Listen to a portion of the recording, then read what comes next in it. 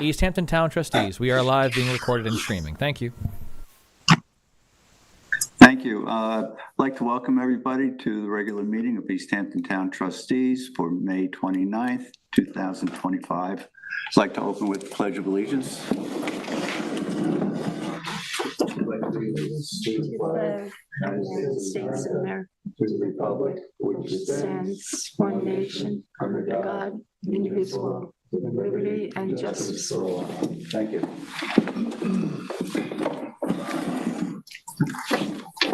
Allison, would you be able to do a roll call, please? Of course. John Aldred. Here. Francis Bach. Here. David Cataletto. Patrice Dalton. Here. Ben Dollinger. Here. Tim Garneau. Jim Grimes. Celia Josephson. Here. William Taylor. Here. Thank you. Okay, we'll go to public comment. There's no one in the room. Jason, do we have anybody on the phone lines? We have nobody on the phone lines. Okay, thank you. We'll move on to committee reports. Accabonac Harbor, we have presentation on the salt, the Accabonac Salt Marsh Restoration Project. It's going to be John Aldridge. And Patrice. Patrice and I attended a meeting last week about the Salt Marsh Restoration Project that Nature Conservancy and Peconic Estuary Program are fronting. And there were a lot of regulators there from the town, the state, with some county representatives. So this project is been a few years in the making. It's to create a plan to do some marsh restoration work on Accabonac Harbor, mainly on the west side of the harbor. And the plan's been in the works now for a couple of years by a group from New England called the SMART team, an acronym for Salt Marsh Adaptation and Resiliency Teams. And then there was some extra attention paid to one of the parts of the marsh that an actual bit of restoration work will be beginning shortly and is entering into the permit phase now. So you have a few slides here that were pretty representative of what we saw in the meeting. So this is the SMART teams from New England: Jeff Wilson, Susan Adamowitz, David Burdick from Maine and New Hampshire mainly. Okay, next slide, Allison.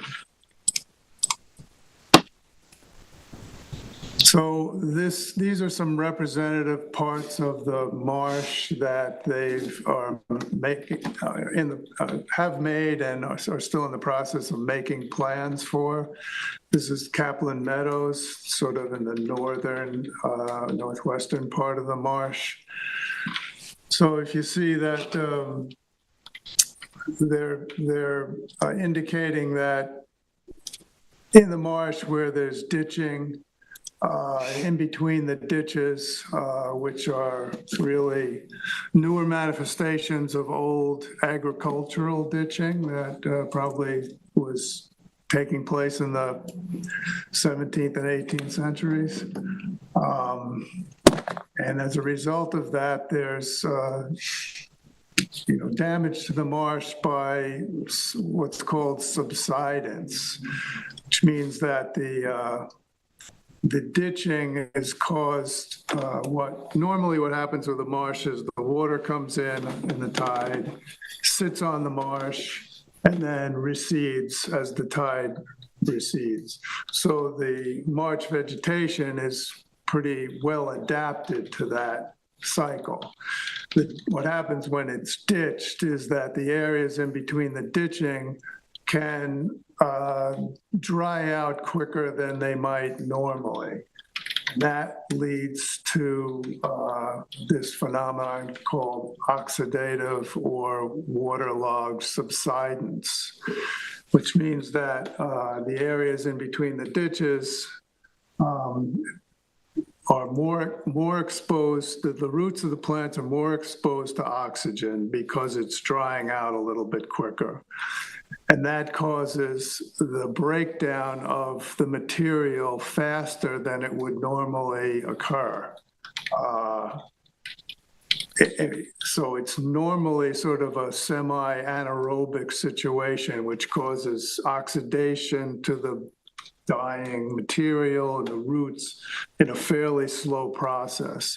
But because the ditches will drain the water faster, there's more oxygen available to the bottom of the plants and the roots, and that will cause faster degradation of the material. And then what happens there is that the marsh regeneration really can't keep up with sea level rise, and the areas in between the ditches might, in the center of them, they'll start to die off, and then water will be retained in those low areas. That's the waterlogging aspect of the subsidence. And that's the problem, and that's what's trying to be addressed in this restoration work. So next slide. So what do? They fill in the ditches? This is just what I just explained. Next slide. There's a variety of things they do. Let me the last slides kind of go to that. So this is Girard Park in the very northern end of the harbor. This is what's been identified by the SMART teams as the old agricultural ditching and embankment systems, which were utilized to try to grow upland crops on what was formerly marshland and had been abandoned over the years. Next slide. And this is the ditching infrastructure that was largely just overlaid on the old agricultural ditching systems. And usually the embankments were left in place. And so there's kind of a problem with that too. And embankments often hold back water and don't allow the marsh to drain in many places. Next slide.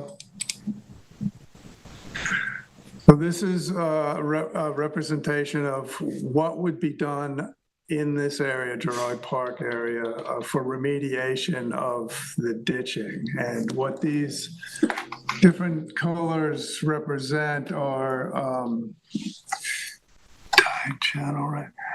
different ways to take those areas in between the ditches that are now waterlogged and ponding and drain the water in that central area back to a ditch.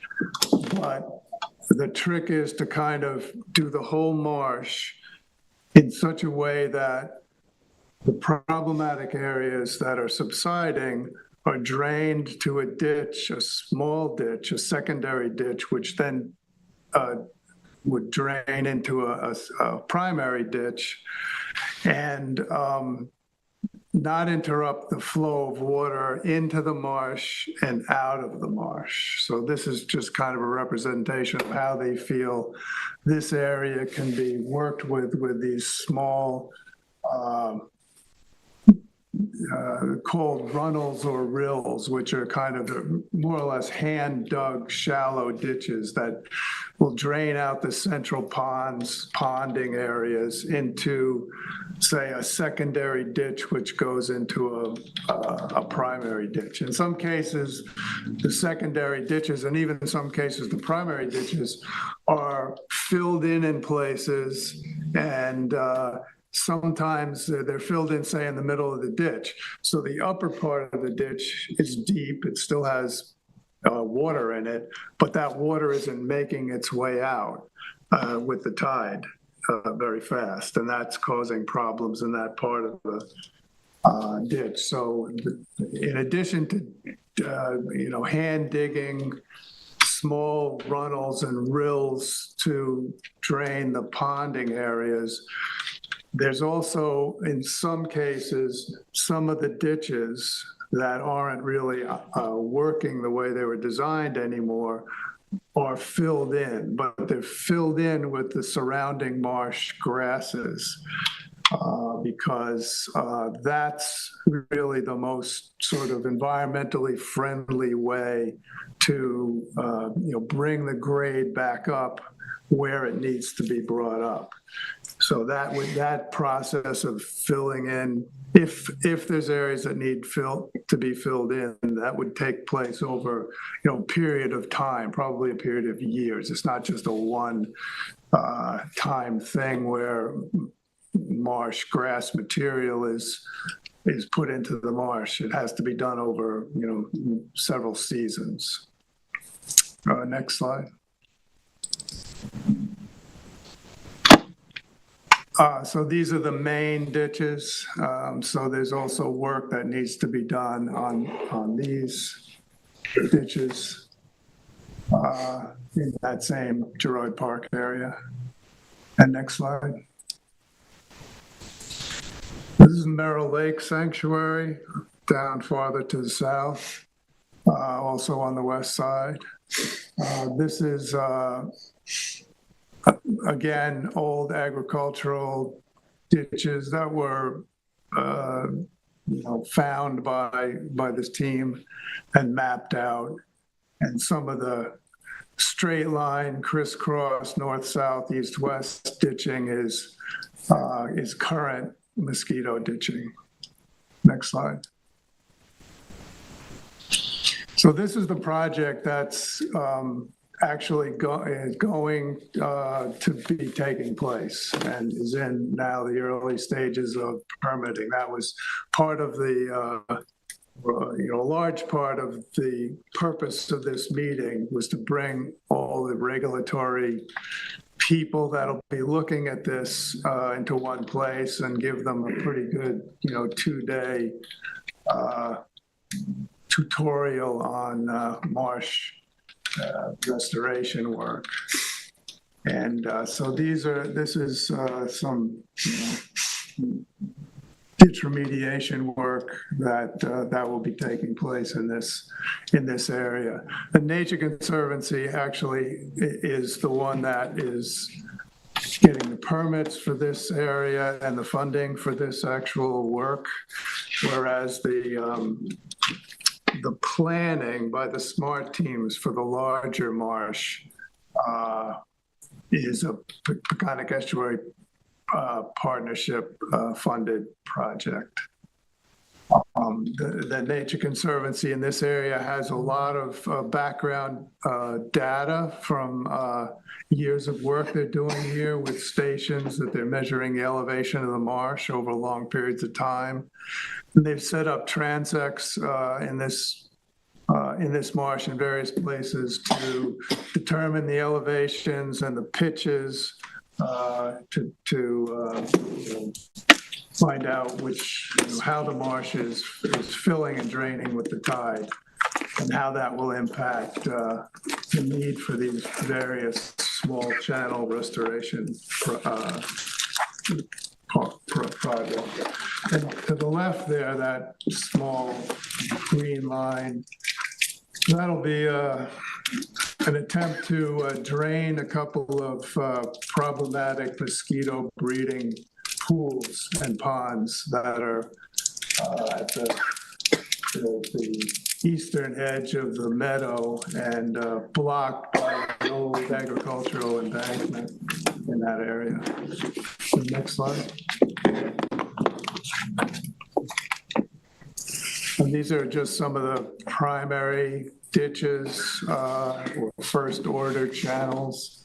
So this is what they want, when all is said and done, to be the main drainage system in this marsh. You'll notice that some of the other prominent ditches aren't colored in with the blue color. That's part of the whole idea. It's just to, only drain these marshes as much as they need to be drained, not necessarily as much as the ditching was. The ditching was never meant to improve the health of the marsh. It was meant to drain the marsh, and with the idea that would keep the mosquito breeding down. But some of those ditches are redundant and not necessary, and actually not really helping the health of the square areas in between the ditches. Those are the areas of that are subsiding. The next slide. This is just some other areas that they're looking at. Woodtick Island, which evidently had some old agricultural ditches in it. So somebody must have been doing some farming over there in the 1700s. Next slide. And this is an area in the very bottom of the harbor. Oh yeah, this one is really interesting. It's Louse Point Road and Old Stone Highway. There's a ditch that runs across the property that's on Old Stone Highway. It runs from pretty far back in his property, and then it goes somewhere, maybe under the road, and it comes out into the harbor. It's a pretty long ditch at that point. And the sides have widened, and they're not sharp like they used to be. They're wide. It looks like a stream at this point. The Phragmite growth there is awful. I mean, it's just ridiculous. So I don't know, where it goes, so under the road. It spills out onto the road, and it freezes in the winter. That I do know, but how it gets across there. So he identified that as something that would be of interest. Yeah, I think that this is mainly a Phragmites control. Yes. To bring salt water deeper into the area of Phragmites, which Yeah, it was really interesting because we've done 2 Phragmites control projects at Pussy's Pond with salt. And one was to take salt and cut the frags down and then take salt, dissolve it in water, and spray the remnants of the Phragmites. That didn't really kill it. And then they took granular salt and spread it on top of Phragmites in an adjacent section. But what Jeff was saying was what they've done is they get a source of salt water and they flood the Phragmites, so they don't rely on a single application of salt. And I think they did that in Wertheim too. And so I think that would be a very interesting thing to test out. Did it work? Flooding them? Pardon? Did that work? In Wertheim? Yeah. Yes, and it worked for them up north where they did it.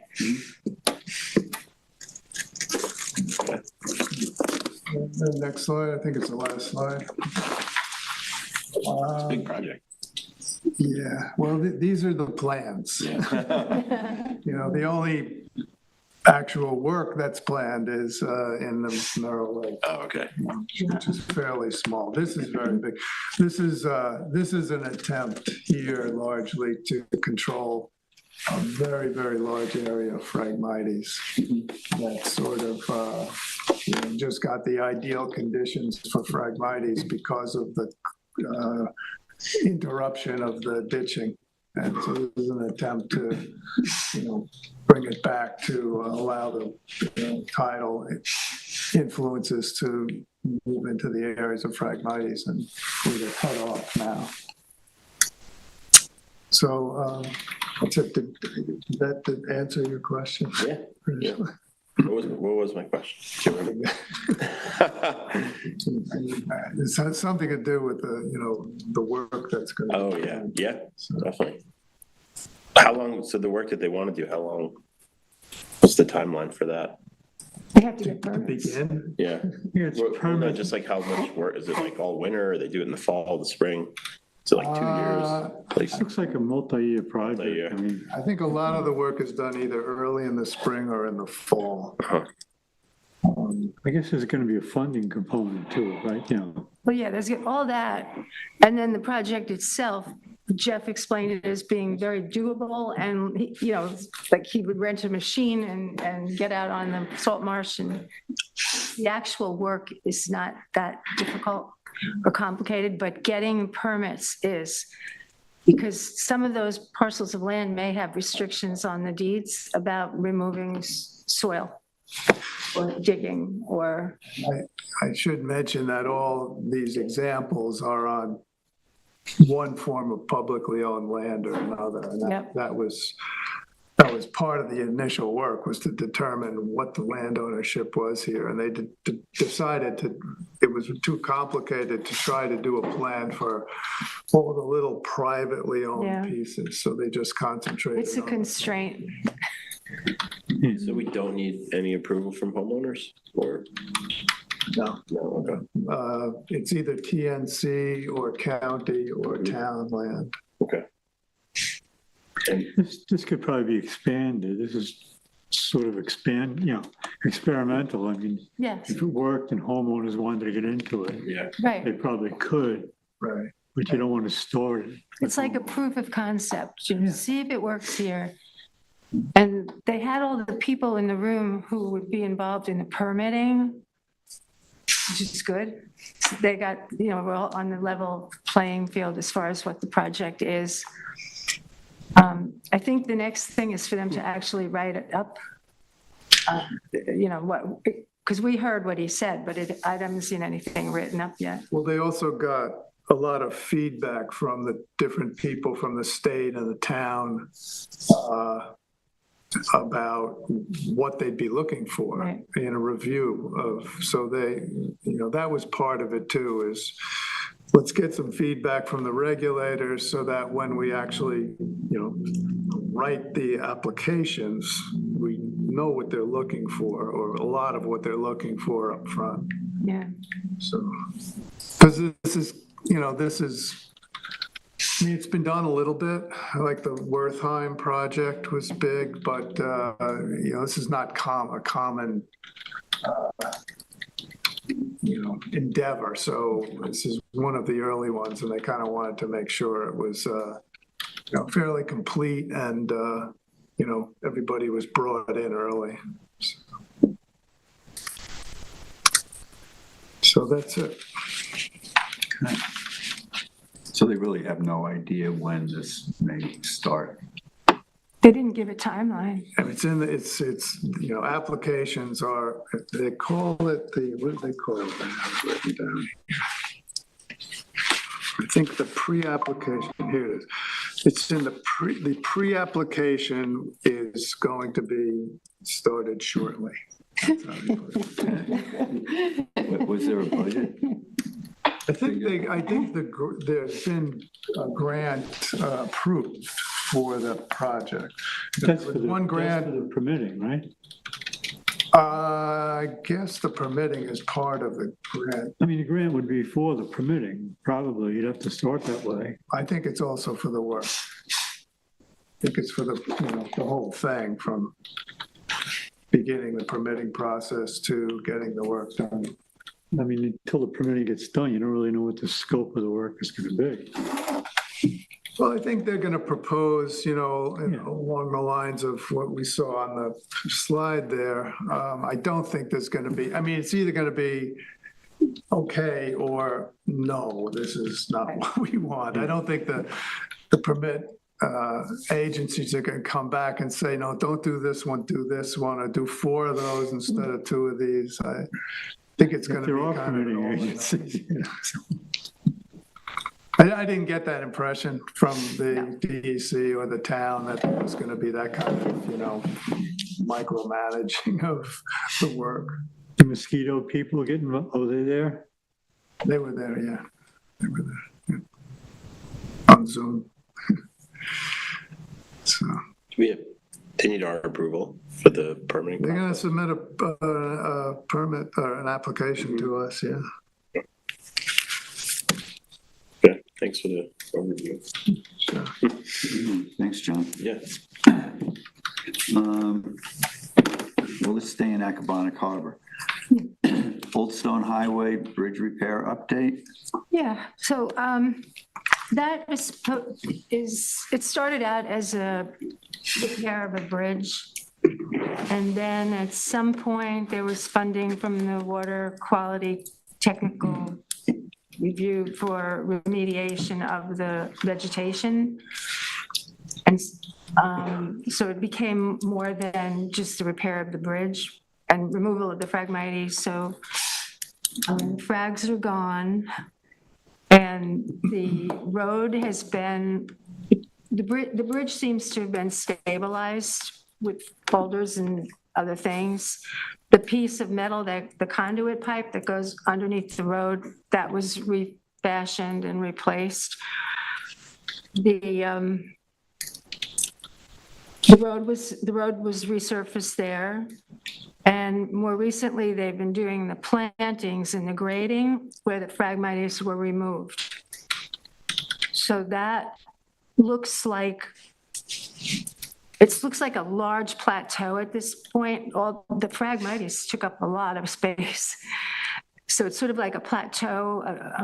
And then they've got, once you go down closer to the pond, there's plantings, little plantings, there's grass. First it's grass, and there's small plantings, and then there's some kind of trees, probably groundsel in a row. They're using an extensive amount of core logs to, keep it together until the vegetation gets growing. And part of the tricky part right now is assessing how the water is passing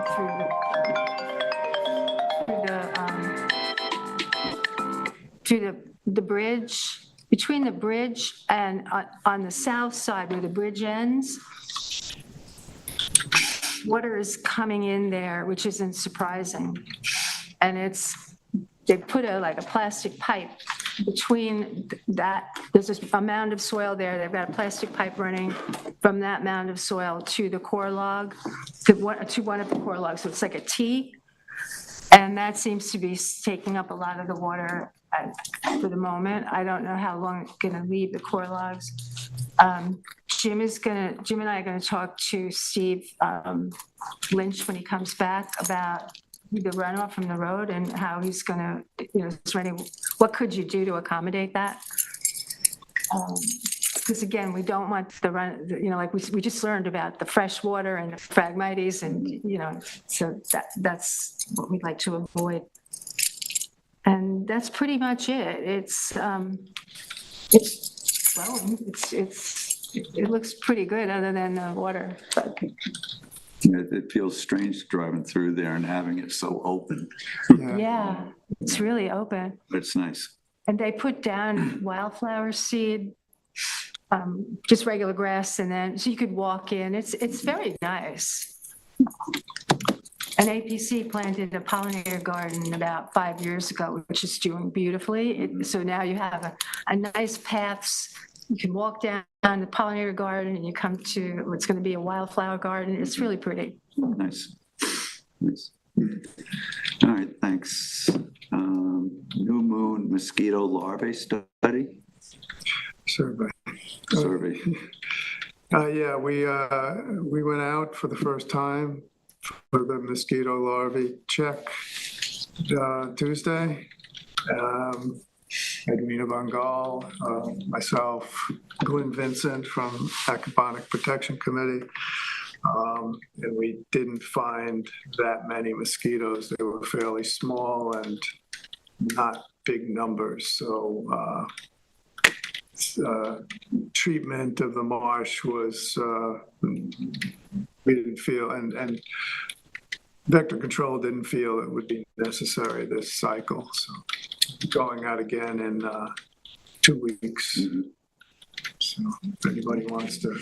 Are there any other marshes that are being treated like this, like sampled? Because when I get the list of who's going to get sprayed, it has Agabonic pending, it has another marsh pending. Well, vector control has crews that check all over Long Island, Right. but they more or less do spot checks.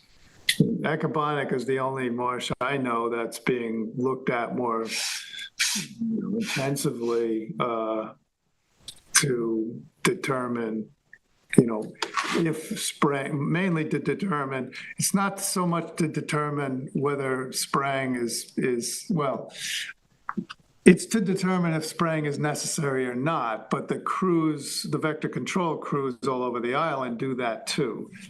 But what's happening in Acabonic Marsh that's not happening anywhere else is if treatment needs to be applied, it only then has to be applied to the areas that, the breeding is taking place. Whereas any other marsh, they'll just blanket spray the whole marsh because they don't know exactly where the breeding is taking place. So, Are they still doing that in some places? yeah, I believe so. Yeah. I think they do that in that peak if there's, if it warrants it, they don't know if they're spraying widely. Yeah, people in that peak tell me they spray, just blanket spray. All right, let's see. PEP, Agriculture Impact Study, updates on current research by Dr. Peterson and Volkenborn. Yeah, that was a meeting that, well, it was a presentation really on, by Brad Peterson and Niels Volkenberg, who are doing work on aquaculture impacts of maybe oyster culture in the bay, using either floating gear or bottom gear. So Dr. Peterson, I have to find it, I'm out of order here. Was that yesterday? It was, I think it was yesterday, Yeah. yesterday or the day before. Dr. Peterson was looking at the habitat issue. Is the gear a positive influence in terms of creating habitat for other species, other fish or invertebrates?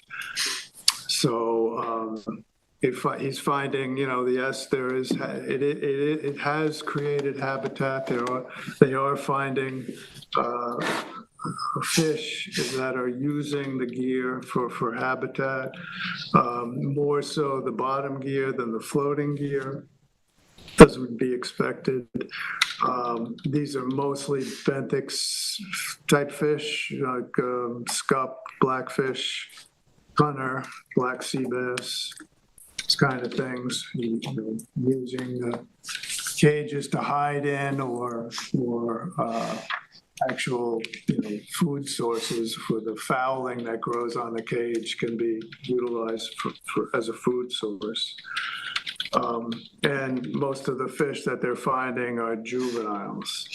This work is ongoing. They've got all these really fancy underwater cameras set up that are, looking at the gear continuously, and they're evaluating it over time. But Dr. von Volkenberg is focused on the water quality aspect of it. And I found this more interesting, but I don't have any details to report because he had some good slides of the nitrogen cycle and how, oysters, metabolizing oysters are for what's happening in that situation and how the nitrogen is being dealt with in the environment, and, basically creating a beneficial situation for the elimination of excess nitrogen. Do you have to And I'd like to remove? get some of those slides, so maybe we can see them in a future meeting. I just read two papers which said that you have to remove the bodies, like that the nitrogen accumulates within the oyster. And when you measure it, it's from what you remove from you harvest. Is that what they were assuming, it was harvested? No, it's one of the systems that eliminates nitrogen is the oyster will take in algae. Nitrogen allows the algae to grow. They'll take in algae as food source. Then they'll excrete that as either feces or pseudo feces, which is kind of a mixture of feces and unused algae. That's highly enriched in nitrogen. That drops to the bottom, and then that goes through a natural denitrification process, which ends up, as far as I understand it, in atmospheric nitrogen, which will then vent off into the atmosphere. It's that process that's the largest eliminator of nitrogen in the system. So I'll send these papers to you. They're like from Virginia, and they're talking about the quantification of nitrogen removal, and they prefer to measure it in the body of the oyster. But I know they did mention the nitrogen going up into the atmosphere. That was another conduit. But so if you harvest the oysters, it's good. Anyway. yeah, you take it all out of the system. Yeah. Sure. So that work is also ongoing. And maybe we can get a little more information on that if we can get some slides. So that's that. All right, thanks. Also, we have a communication from Joyce Novak. She has some concerns about eelgrass and restoration projects. Yeah, this letter, I sent it out. I hope everybody got a chance to look at it.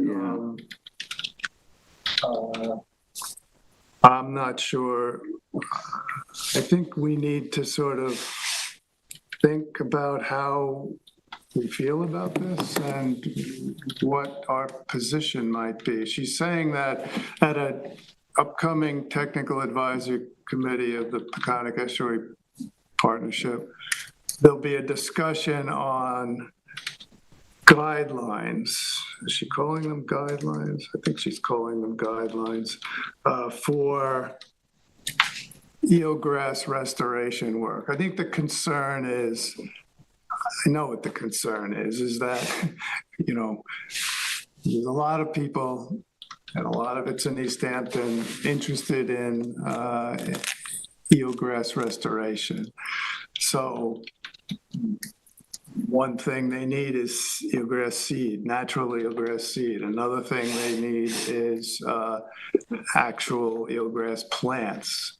So those are coming from natural beds. So there's a concern that I think bottom line here is there's a concern that, maybe, people are going off in different directions and there's no central guidelines here. Yeah, I think like if you're monitoring you planted some eelgrass and you're monitoring it for like 2 years, right? And somebody comes in and takes a shovel full of it, it's going to impact your results, the guy who planted it in the first place. So I think for our purposes, what I've seen at the trustee board is that we know where everything is. And on the applications, we ask, where are you getting the material from, right? I don't think that the ones that we approved have that aspect to them. right? Well, not in trustee waters, no, and we've been pretty careful about that Right. because eelgrass in trustee waters is not really very thick and healthy.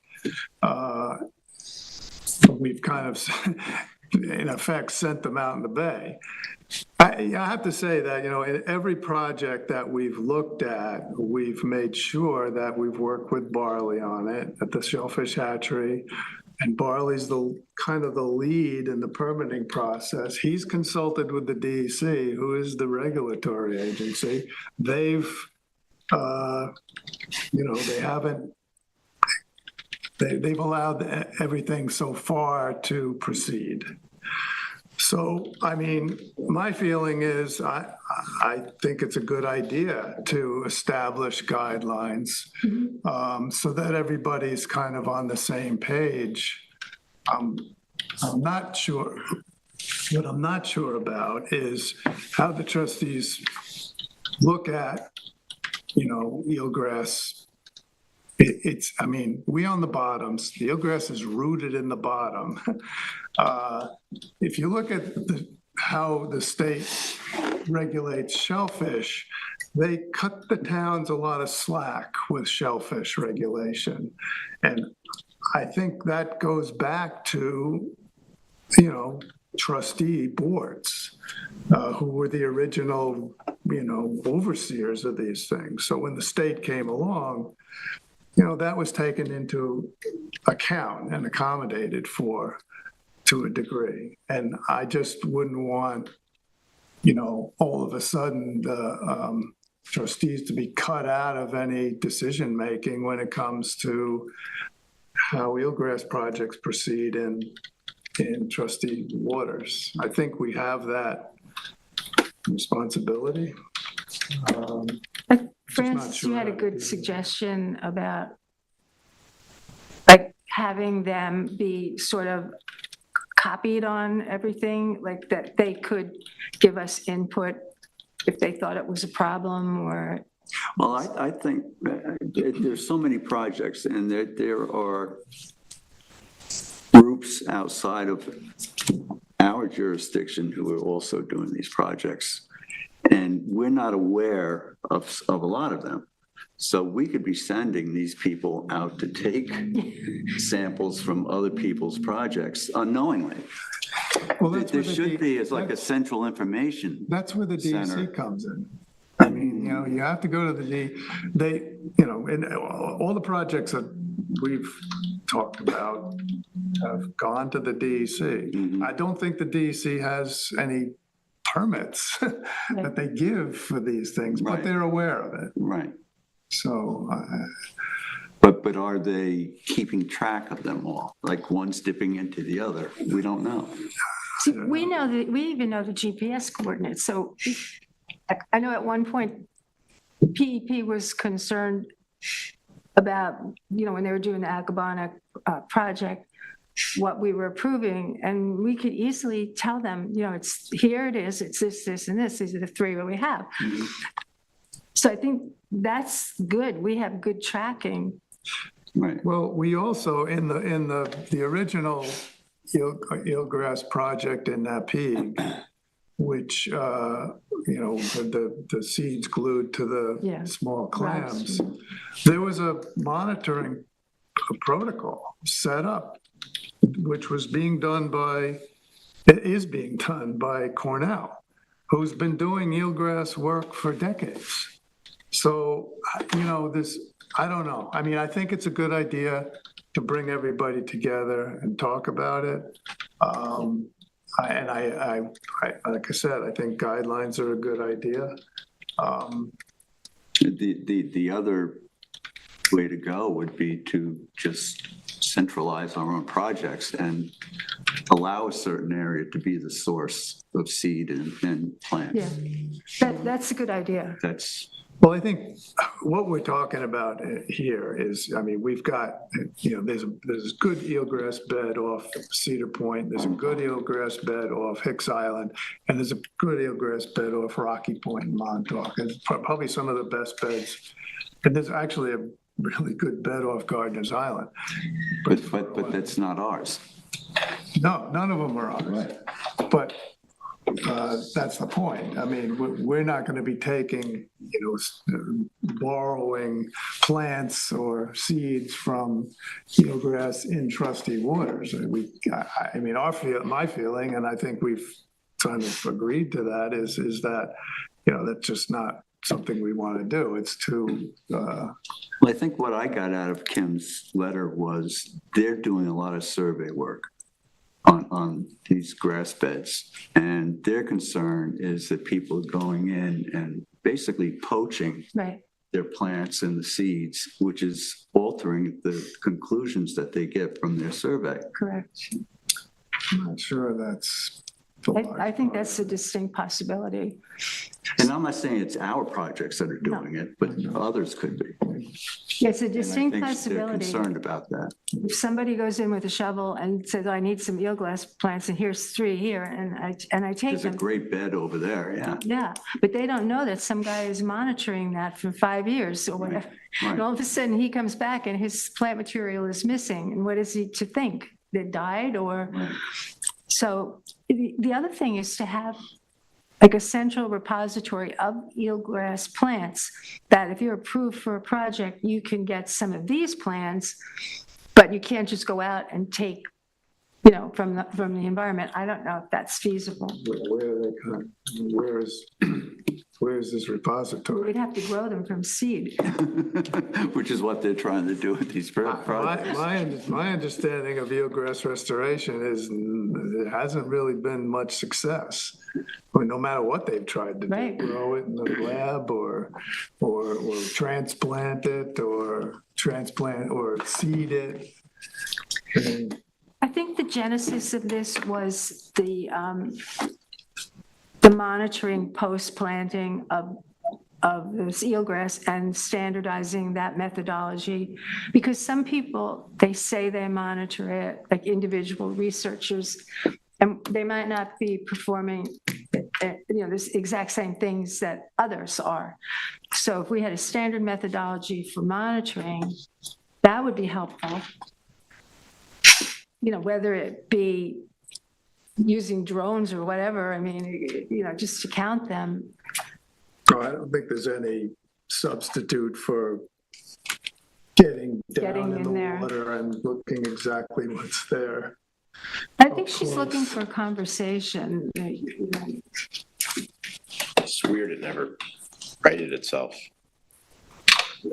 Usually these things come back over time and Yeah. Well, with our help. Some have, some of the eelgrass on the east side of Napeague left and came back. Not very strong, but it came back and it's still there, so. It's a mystery. Yeah, it seems like nothing's working either, or very little. But at least people keep trying. Yeah. No, we have to have the conversation with Joyce. And actually, I saw Bob Tiemann today, and I suggested to him that South Fork Sea Farmers get involved in the Peconic Estuary Program. I mean, Yeah, they have an interest, they do good work.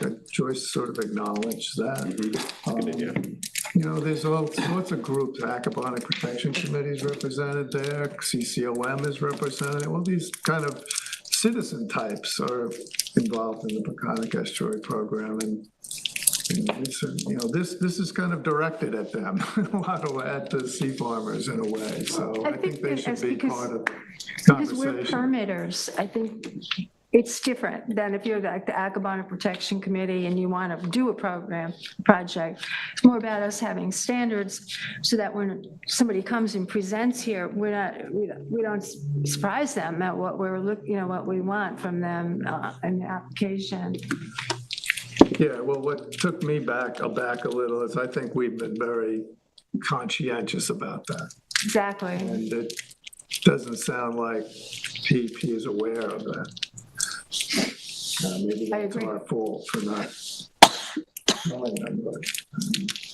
Well, remember we're a partner, the Peconic Estuary Partnership, and they're trying to partner with us, and, she's saying that, look at this as a system-wide project as well as individual areas. That's worth discussing. I don't know if it's merits, if it would work, but I mean, it's certainly worth a discussion. Well, the sentence that bothered me a little bit was, to be honest, is I wanted to make sure the trustees knew that our next TAC meeting will seek to recommend plant material, both seeds and shoots, not be taken from any bed unless under strict monitoring guidelines and only for certain types of maintenance or restoration research in bold purposes. That's a strong statement, I think. Yes, it is. I don't think, we just approved high school kids' attempt to grow eelgrass around an oyster reef, which I think is an interesting project. I'm not going to use much eelgrass. He's going to take it from a bed in the bay, a strong bed in the bay. It's not a research project, really. I mean, you could probably shoehorn research into it, but I don't know if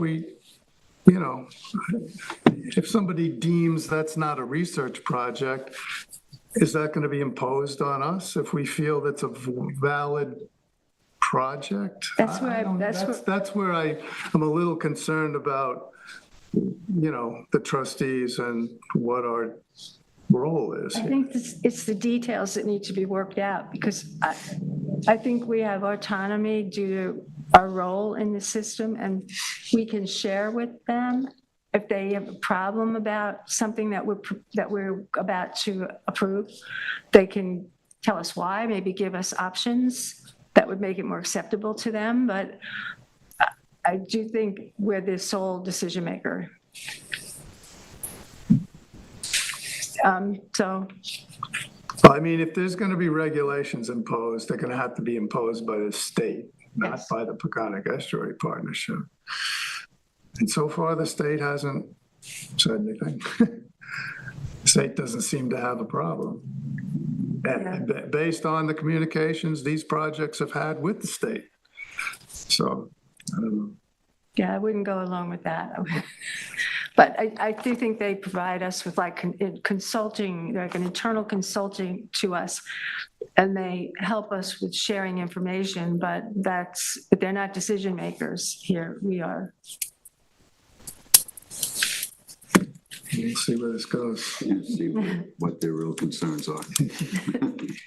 And then what's this other part about using Sag Harbor? Do you have any concerns about that? Using Sag Harbor for our first year monitoring? Well, there's a lot, in what sense? Because we claim interest in Sag Harbor. Yeah. Well, it's our bottomlands, yeah. Determine. Well, there's an article in the paper today. I don't know if it's the Star or the Independent, but there's a base collop seeding going. It was just seeded into eelgrass beds in Sag Harbor, the outer mooring area. Didn't know anything about that either. I don't know. I mean, it's, Who did that? Cornell. I think they've been doing that for a while. I mean, there's been, a lot of projects in Sag Harbor that are, we asked Bob Tiemann for a permit to apply to us for an oyster reef they wanted to do over by Little Northwest Creek in the Northwest Harbor. Mm-hmm. And it got back to the state and they said, they don't own it, we own it. It's Northwest Harbor is one of those interesting areas where trustees historically have felt as though it was part of. As far as I'm aware, they've never given up that claim. Yeah. So where do you go with something like that? Yeah.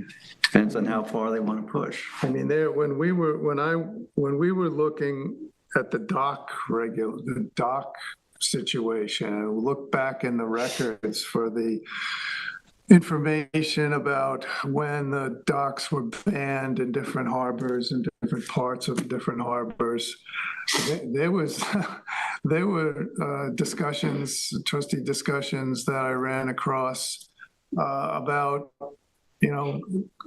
asking for leases, fees from Sag Harbor for the mooring areas. And I think there, was a period of time when they were paying the trustees for the use of the bottomlands. And just, more recently, Sag Harbor approached the trustees when they started to, the state gave them the ability to regulate the outer mooring area, and they brought the trustees into that. So, sometimes the trustees are brought in, sometimes they're not. So I don't know. Well, the reality is, after the Revolutionary War, we were recognized as the owners of certain properties here, and as far as I know, that predated the state DEC or the state. And I have not seen or ever heard of the trustees ever giving up part of the harbor to the state. So they would have, wouldn't they have to prove that somehow we gave it to them? I think the question that comes up a lot of times is whether that was actually a harbor when Dung Pat was done. Harbor has to be a body of water that I think the mouth is narrow. you're right. So Right, but I think that back then it might not have been a harbor. I don't. There's some hurricanes. I wonder if that question came up much later, though, because the original harbor, real harbor for ships moving goods in and out of East Hampton was Northwest Harbor. And they came in at Northwest Creek in that area, and then it shifted to Sag Harbor because it was deeper water. But, there's a whole historical record of commerce coming in and out of East Hampton through Northwest Harbor. So I would think that back then, there was an understanding, at least on East Hampton residents' parts and trustees' parts, that Northwest Harbor was just like 3 Mile Harbor. It was a town within the town, and it was within the bounds of the patent. I don't know when it changed. I think that's the argument. I'm not saying it's right. I'm just saying that. Right, it's just another court battle that we really Yeah, right. I'm looking forward to. I think someday. leaving the thing as it is right now is. Just John, I have one step on us, question. and we won't step on you. Here, where she's talking about Sag Harbor and using it as a special area, when they moor the boats out, in the outer part of the harbor, is that going to be interfering with this? There's an eelgrass bed out there, but if I recall correctly from the discussions we had with Sag Harbor, that it is not being used for moorings. They're not dropping moorings into the eelgrass bed. So what she's asking us here is, would we ever use any of these areas in this area for permits? Would we ever permit here? And I would say, we're not thinking of it right now, but, we would discuss it with you if we did. Where's that? So second, this 1, 2, 3 from the end says, secondly, we will be using Sag Harbor, Second page. our first area of monitoring. Coming back to you. Yeah. I was hoping you could help me determine where your jurisdiction is. At this site, we'll be carrying out quantitative annual monitoring, installing marker buoys, conservation moorings. Yeah, we'll ask them for a permit. Yeah, we also need to understand for all of these areas we will require permits for. So she wants a permit from us, but it would be an exclusive permit, right? Well, no, I think this will be one of those things where we say, look, the trustees feel as though we have an interest in Northwest Harbor.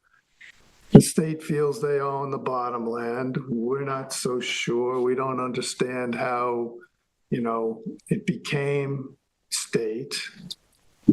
We're not going to push the issue, but we would like to be part of everything that happens in Northwest Harbor. That's kind of the way I see it. I agree. And she seems to kind of acknowledge that. Yeah, she does. All right, did we beat that up?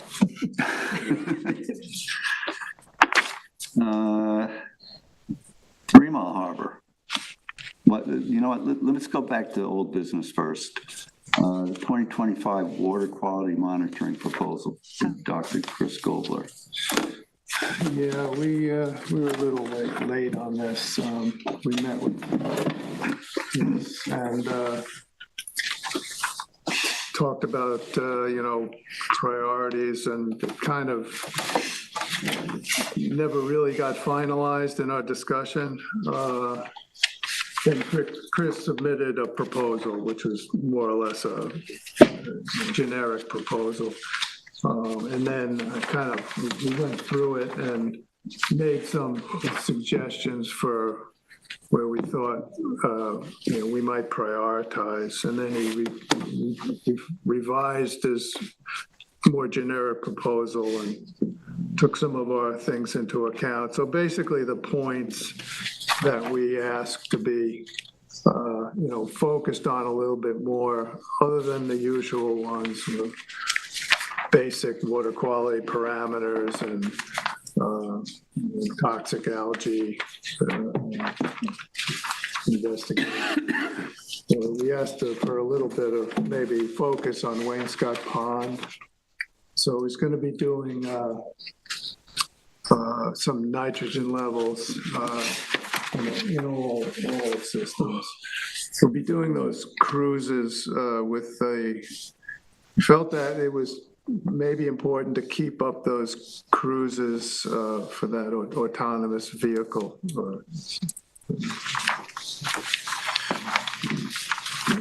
Boat in that Peak Harbor, and do some work in Wainscott Pond as well. So those 2 harbors. There'll be some continuous water quality monitoring in Wainscott Pond of dissolved oxygen and temperature, and continue that in 3 Mile Harbor. We asked for a sediment survey in Wainscott Pond, focusing on organic matter content, depth of muds across the pond. So this is all sort of gather some background data in case, we get around to talking about what remediation can be done in there. Continue to examine long-term trends of data from 2014. Event response sampling in case, unusual events crop up, mainly with toxic algae blooms. And one thing that's not in the proposal, but Patrice sort of focused on a little bit in a follow-up email, was to get Chris to come back with his report earlier than he typically has, so that we have time to digest it and then think about what we want done with a little more leeway for the following year. Right. So we've asked him to come back in February. And he agreed in principle. Yeah, he agreed. Well, all plans are subject to risk, right? There's only one nation I know of where they will not sign a plan because they can't guarantee they'd have to commit suicide if they miss a date. But he agreed to do that, to give us a draft plan, give us a month to read it. I think, I don't have it in front of me, but to give us a couple of weeks at least to read it, and then he would meet with us and go over what our objectives are for the water bodies for the following year. But what you suggested was, this is your email to him, report to the trustees as a draft on February 1st, trustees complete review of the draft by the 15th. Right. And then a joint meeting with Chris by March 1st.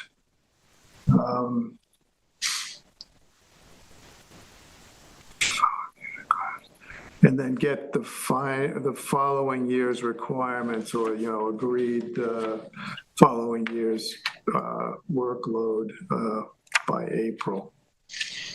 Yeah, so we get a chance to review the report with Chris, which is always good, and then get his, his thoughts in a meeting, which is also really good. And Yeah, here we are, just about June 1st, and we haven't even signed a contract yet. Right. So yeah, right. it doesn't help him either. No. This will help him. The only, I just had a quick question, just I noticed that Vibrio was not mentioned here. The Vibrio, the bacteria that's, really dangerous and harmful. So I'm just wondering, it might be that I'm missing a page. Vibrio is everywhere, but it's not like something you could say, I just found it, right? But in terms of levels that are dangerous and where people are swimming. I don't think that's our job. I think that's Department of Health. Uh-huh. Well, is it something that Chris is in his review of bacteria and so on, that he would be picking up? No, I spoke to someone, I spoke to a doctor, I spoke to a doctor at the Department of Health, and she said, they do that kind of monitoring, but I don't see why we would replicate that. I see. Okay. Yeah, Vibrio is always present. It's just, it may concentrate in the shellfish, and then, you can't really sample every shellfish. And it's also a characteristic of the human that goes in the water. If they have a diminished immune system, or if they have cuts in their skin, openings in their skin, the Vibrio can get in. Right. So it doesn't impact everybody. It's not like you eat a bad clam and you get sick, it's like. Okay. Well, I mean, given the warming of the water, it just seems like more of an issue. And I mean, if the Department of Health is independently monitoring it, then. That's what the Department of Health does. So They're supposed to do you go that. on their website and you look at their reports, or you call them if you have a concern. But it's certainly not something we really should replicate. Okay. I think it's probably worth asking him about. Yeah, you could ask. I think you're right. I kind of tend to agree that it's not something you can, water sample, take a Vibrio sample, and then you've got a standard where it's under a certain amount, it's okay. If it's over a certain amount, you got a problem. I'm not sure that's how it works with Vibrio, Oh, okay. but I'm not sure.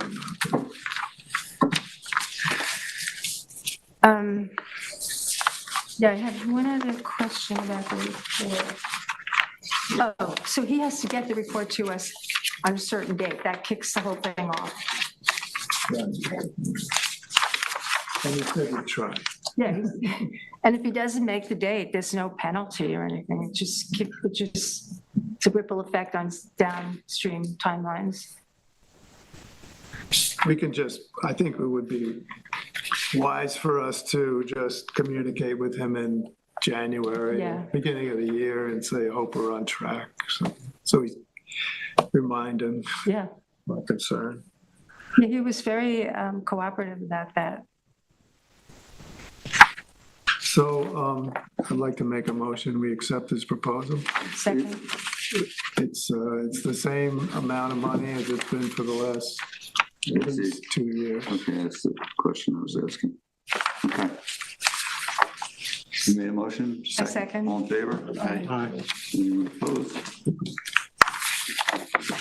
Okay.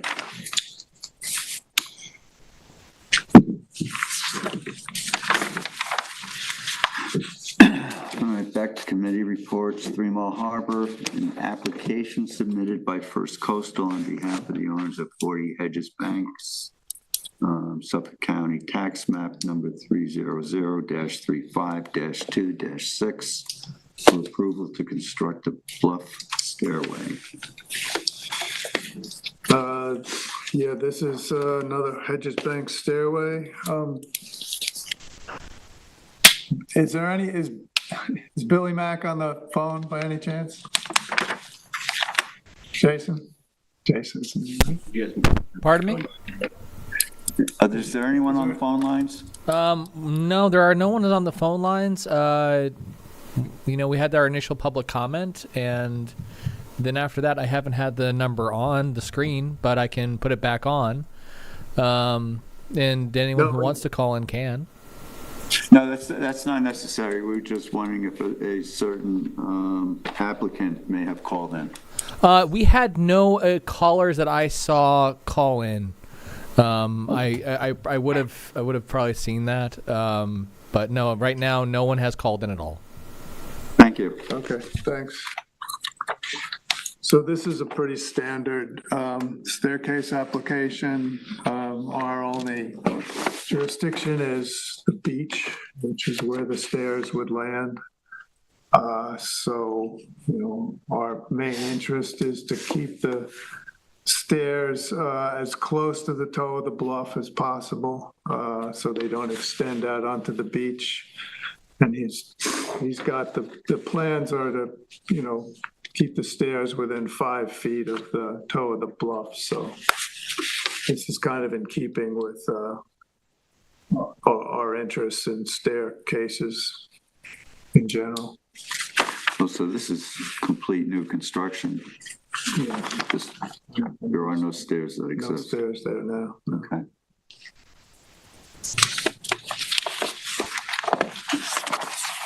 So unless anybody has any questions, I'd like to make a motion that we approve this application. Second. All in favor? I haven't seen it. Can I just look at it for a second? This is an area with this little staircase. Yeah, too many staircases. Thank you. Actually, this isn't really an application, there's no application for this, but there's a couple of bluff restoration projects down close, also on Hedges Banks, close to Cedar Point Park, that have multi-year permits from us and from DEC. The DEC permits will be ending this year, I think, in September, our permit as well. And they've been problematic. They haven't done well. Have we doing full work, or is it just a bit? No, it's just a bad area. I talked to Billy Mack about it. Francis and I went down there and took a look at it. One of our concerns was that some materials had been used that weren't in our permit. So I talked to Billy about that too and said, look, if you're going to use, want to use hydro seeding or plant bayberry and various, other shrubby vegetation in there, make sure it's in your permit application the next time. But apparently this area has not done well with the bluff restorations. One property looked great. The other property looked terrible. It was all sloughed. There were bare patches. The property next door looked good. It was all. Is it all the same contractor, or? It's all First Coastal, yeah, but The water. unbeknownst to Francis and I, Bit of water that work, seepage. the bluff that looked good, the work had just been done. Yeah. And they graded it, hand graded it, and planted beach grass. But the property that didn't look good, those people decided not to do a bluff restoration this year, I guess for financial reasons. Remember we looked at that one, Francis, where they put the core log in and then they planted beach grass in it on the bluff? I wonder how that one held up. You go check it out. Yeah, I've been down there. That was interesting. That's where But these are it's, huge bluffs, and I mean, some of it had matting in there, and the matting is sliding down the, Yeah. well, and then that gets down into the beach, and it's really a mess. I do approve that. All right. NAPEG PEMS project annual monitoring report. Well, let's table that. We got a report, it's like 50 pages. Yeah. Took a look at it, and I don't really know what to make of it. I sent an email to the person's name that was on the report, asked her if she would, come and kind of explain to us what the story was. I saw that she sort of sent an email to her higher up. Right. Didn't get a response, so we'll see what happens between now and the next meeting if they. You tell if they're like doing anything. It looked, I couldn't tell Yeah. exactly what I know, I saw some information we'd gotten earlier that there was some scouring that taken place in a storm. And elevation loss too, right? Scouring, Parts elevation of loss, it, yeah. So maybe they're not working. Well, Well, that's what I was getting out of that first letter, and then this report seemed to go in a slightly different direction. I guess aerial photos probably give the real. I think they're doing elevations, Uh-huh. so they're actually measuring Oh, okay. the height of the beach. It's a cool idea if it does work. What it looked like to me was that up, farthest from the water, the beach had built up a little bit, and the beach grass had, that was also, the vegetation was all stable there. But that there was some, that farther down the beach, closer to the water, there was, loss of elevation in many places. And then there was some scouring around, I think one side or the other, or maybe it was both sides. I think there's a small jetty on one side. Might be some rocks on both sides, actually. But I wasn't sure, what the takeaway Yeah. was from. Okay. Sounds like a lot of pages for simple concept. Well, I think like each page was like that transect, Uh-huh. and a detail, Wow. set of numbers for each point on the transect. Got it. All right, move on to administrative. Payment of the bills. Seacoast Enterprises, Inc. for preseason prep for the pump out boats, $224.09, $331.46, and $155.58. Also Wilmington Trust, $750 bond fee. Are those three charges just from Seacoast, are those Three boats. two boats? Three boats. We have three boats? We have three boats. One of them doesn't go in the water unless we have to do repairs to one of the other two. I'll make a motion, we pay the bills. Second. All in favor? Aye. And financials for the month ending April 30th. I don't know if anyone had a chance to look at them. Yeah, I looked through them I today. make a motion to approve. I'll second. In favor? Aye. Okay. Does anybody have anything else they want to talk about? Have we dealt with the money market situation? No, we haven't completed that yet.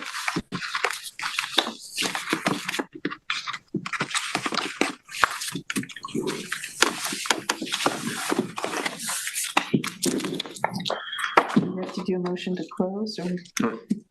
Unless You anybody, want to stay? I'll make the motion to close. I second. in favor? Aye. Thank